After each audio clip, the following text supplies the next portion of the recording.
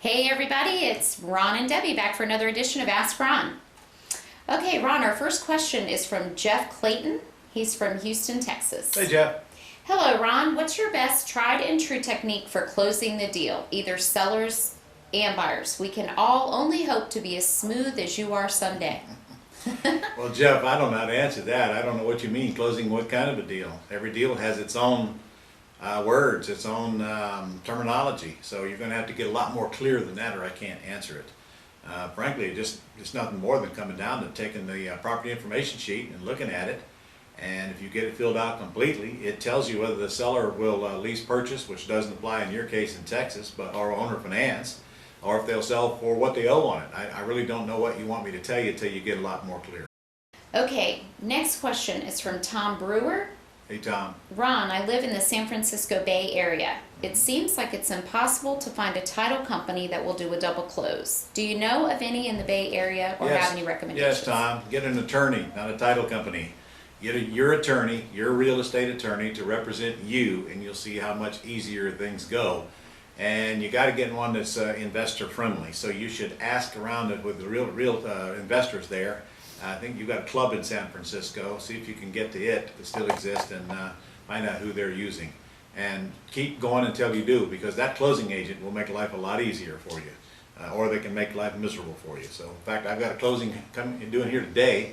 My attorney happens to live in the area, so they're coming to my building and closing in my office on a lease option that we're getting $15,000 deposit from today. So that's the kind of attorney you want, that's very cooperative and does everything they can to make the deal work, not fight you on the deal.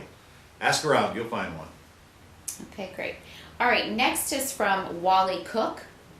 Wally's question is, how do you anticipate dealing with future increases in monthly payments due to rate increases? I realize it is passed on with Axe, but not with a sandwich. He's bought 50 houses in 2004, 5, and 6, and he says, I'm painfully aware of how fast the monthly can increase. Oh, congratulations for buying 50 houses, Wally. Listen, if you're going to put someone in a property on a sandwich lease, your term is not going to be more than 1, 2, maybe 3 years tops at the most. So your risk is not very big. You just raise the rent if that tenant stays in the house after that time. If that bothers you, just put it in the lease option agreement that if your payment goes up, their rent goes up. That's what we have to do with the Acts anyway. Never stopped me from putting anybody in the house, and it won't you either. And if it does, you just deal with it. Maybe you can split it if you have to, if it's a big deal and they got a lot of money and you don't want to lose them. I'm telling you, you won't lose them. Just put it in the lease option agreement, forget about it, and show them it's there, and don't make a big deal out of it. Okay. All right, our next and last question, Ron, is from Danny Ochida, and he's from Chicago. Hey, Danny. Hello, Ron. When lease optioning a house and that I plan to assign Axe, am I liable for payments on the property if I do not find a tenant buyer? Come on now, Danny.